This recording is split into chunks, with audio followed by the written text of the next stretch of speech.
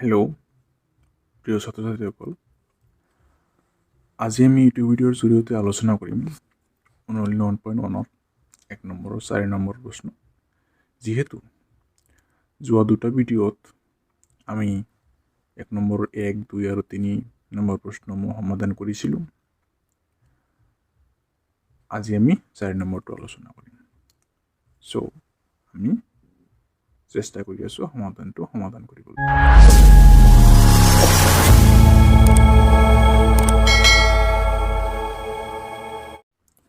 আমি যিবোৰ প্ৰশ্ন সমাধান কৰিছিলোঁ সেই একেধৰণে আমি 4 নম্বৰ প্ৰশ্নটো সমাধান কৰিম। সলিউশ্যন।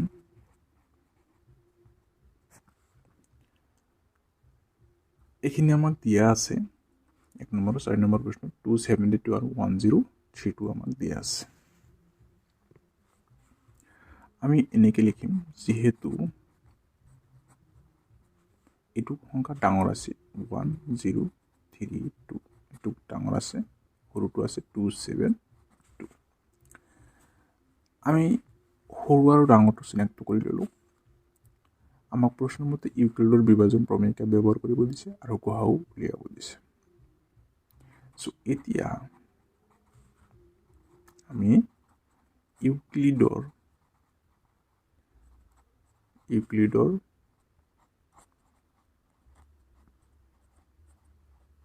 বিভাজন প্ৰমেয়িকা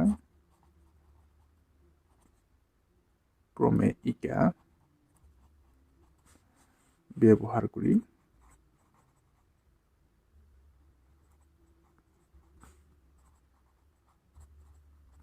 পাওঁ। অ'কে, এতিয়া ইউক্লিডৰ বিভাজন প্ৰমেয়িকা ব্যৱহাৰ কৰি আমি পাওঁ যে আমি হয়তো সকলোৱে জানো ইউক্লিডৰ বিভাজন প্ৰমেয়িকাটো কি আছিল, A equal B Q plus R, য'ত 0 less than equal R less than B আছিলে, হয়নে? এতিয়া A Bৰ মান আমি ক'ৰ পৰা ওলাব লাগিব? এই মানটো আমাক দিয়া থকা প্ৰশ্নত যিটো সংখ্যা ডাঙৰ থাকিব সেইটো সংখ্যা আমি ক'ত লিখিম? A ঠাইত লিখিম 1032 ইকুৱেল বিৰ মানটো যিটো সংখ্যা সৰু দিয়া থাকিব সেইটো সংখ্যা আমি কি কৰিম? বিৰ মান লিখিম 272। এতিয়া বিৰে এক আমি হৰণ কৰিম। এতিয়া হৰণ কৰিছোঁ 1032 272। ইয়াত যদি আমি দুইবাৰ দিওঁ কিমান পাম? দুইবাৰ দিলে আমি কম হ'ব, 2 দুগুণে 4, 4 2 7 14 4 1, 2 দুগুণে 4 1 5, বহুত কম হৈ যাব। তিনিবাৰ দিলে আমাৰ, যদি আমি তিনিবাৰ দিলে যিহেতু তোমালোকে 10 পাইছা, যদি হৰণ প্ৰক্ৰিয়াটো সুন্দৰকৈ জানিছা, মই তথাপি কৰি দিছোঁ। তিনিবাৰ দিলে কিমান পাম? 816। বাকী থাকিব কিমান? 12 পৰা 6 গ'লে 6, ইয়াত থাকিল কিমান? 12, 12 পৰা 1 গ'লে 11, হাতত 1 থাকিল, ইয়াতে 9 আছিলে 10 হ'ল, ইয়াত 10 পৰা 8 গ'লে কিমান থাকিব? 2 থাকিব। অ'কে, 216 আমাৰ ভাগশেষ পাই গ'লো আমাৰ কিমান? 216। চ' এতিয়া আমি কিউৰ মান কিমান পাইছোঁ? 3 পাইছোঁ, আৰু বাকী থাকিব কিমান?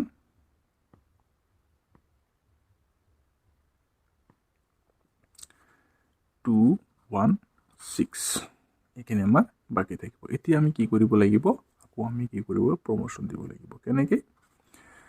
এই যিটো বিৰ মান পাম সেইটো আমি এ ঠাইত লৈ আহিম 272 ইকুৱেল, আৰু যিটো আৰৰ মান পাম সেইটো আমি বি ঠাইত লৈ আহিম 216। এতিয়া এই 216 আমি কি কৰিম? 272ক আমি হৰণ দিম। কিমান বাৰ যাব? একবাৰ যাব। একবাৰ দিলে 216, বাকী থাকিব কিমান? 12 পৰা 6 গ'লে 6, ইয়াত থাকিল 16, 16 পৰা 1 গ'লে 15, 15 5, হাতত 1, 2 2 56, বাকী থাকিল। ভাগফল আমি কিমান পাইছোঁ? 1 প্লাছ বাকী কিমান থাকিল? 56, হয়নে? 56 থাকিল।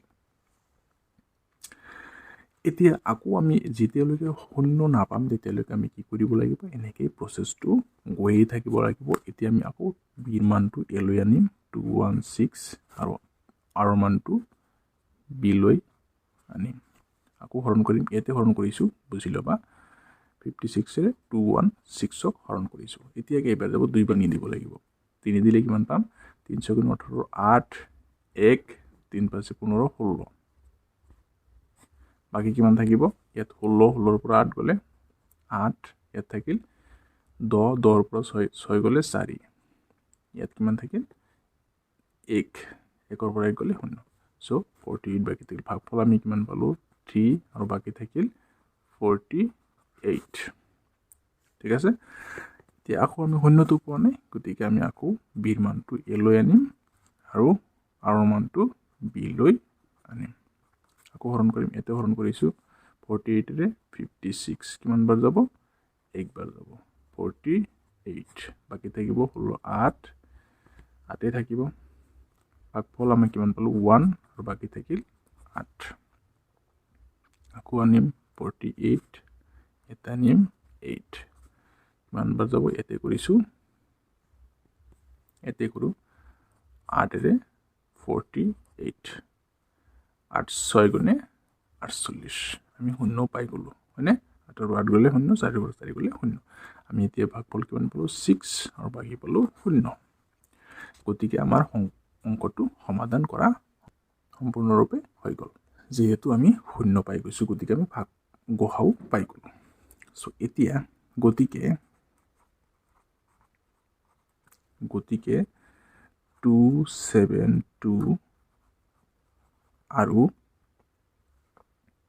1032 গ হা ও কিমান পালো 8 যেটো b ৰ মান হ'ব হেতু আমাৰ গ হ'ব 8 সো এনসাৰ